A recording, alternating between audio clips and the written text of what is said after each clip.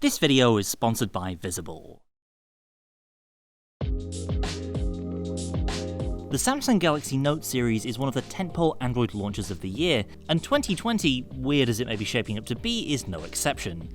The Galaxy Note 20 series looks to build on the top-tier technology we've seen in the S20, along with a refreshed design and the secret sauce that makes a Note special. I'm Alex from Android Central, and here's what we're expecting to see from the Galaxy Note 20 and Note 20 Plus.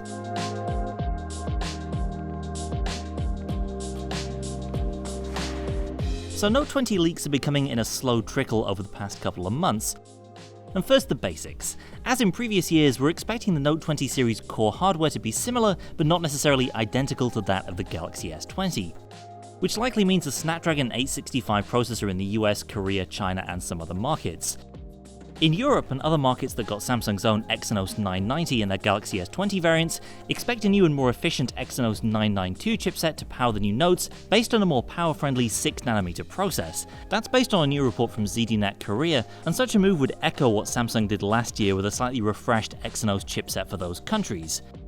And it may also allay fears from some power users who've pointed to the old Exynos chip's disappointing power and efficiency scores in some benchmark apps. We can also expect to see a continuation of two of the big trends in phone designs in 2020, hole-punch displays and high refresh rates. The Note 20 series is almost certain to come with a smooth 120Hz refresh rate and selfie camera cutouts in the display, perhaps slightly trimming down on the hole punch from current Samsung offerings. Some have speculated that we might get a waterfall display similar to what we see in the Huawei Mate 30 Pro, but we haven't seen any direct evidence of this just yet.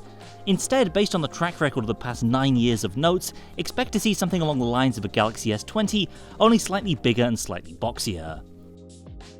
The big question is just how Samsung will position the Note 20 Plus this year, given that we already have the Galaxy S20 Ultra at the high end, with a giant battery and an enormous screen. With extra space inside the Note 20 Plus already taken up by the S Pen, it's possible we may see a slightly smaller cell in this phone compared to the 5000 mAh battery of the Ultra, or on the other side of things, perhaps a larger handset designed to accommodate an even larger battery. If Samsung wants to go completely crazy, maybe we'll see something akin to a Huawei Mate 20X, which came with a humongous 7-inch panel. Certainly, just recreating an S20 Ultra wholesale with an S Pen wouldn't make for a very compelling Note upgrade. But with the core hardware possibly being so similar, it'll be interesting to see what new tricks Samsung brings to the S Pen this year. New stylus features debut with every Note as part of the refresh of Samsung's One UI, although one thing that apparently won't come to the new Notes is Android 11, with the latest reliable info stating that the new phones will instead ship with Android 10. Not ideal, but then also not a surprise given Samsung's usual software update cadence. New platform updates generally arrive towards the end of any given year. As for the smaller Note 20, rumours from prolific Chinese leaker Ice Universe point to a 4000 mAh battery, putting it on par with the smaller Galaxy S20. That's not huge in the era of 120Hz displays and 5G as standard, but it's a decent upgrade from the 3500 mAh cell of the smaller Note 10. Also of note here, apparently the smaller model will start with just 128 gigs of storage. That's a downgrade from the base model Note 10, but on the other hand it may also point to a lower starting price. The current crop of rumours suggests that, like last year, the camera hardware of the Note won't differ all that much from the Galaxy S series. Max Weinbach says that in essence the Note 20 will basically be a Galaxy S20 with an S Pen. It's unclear at this stage whether the S20 Ultra's impressive camera system will be brought over to the Note 20 Plus, or whether the more conservative camera of the S20 and S20 Plus will be used instead. Either way, both should be pretty competitive compared to phones at their respective price points.